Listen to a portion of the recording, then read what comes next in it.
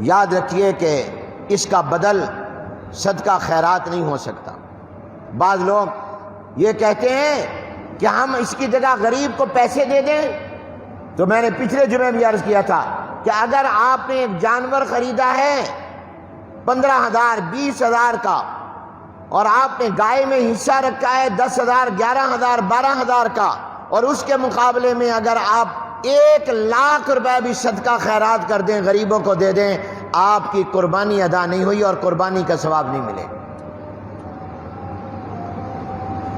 یہاں مقصد ہی خون بہانا ہے، جانور کو ذبح کرنا ہے۔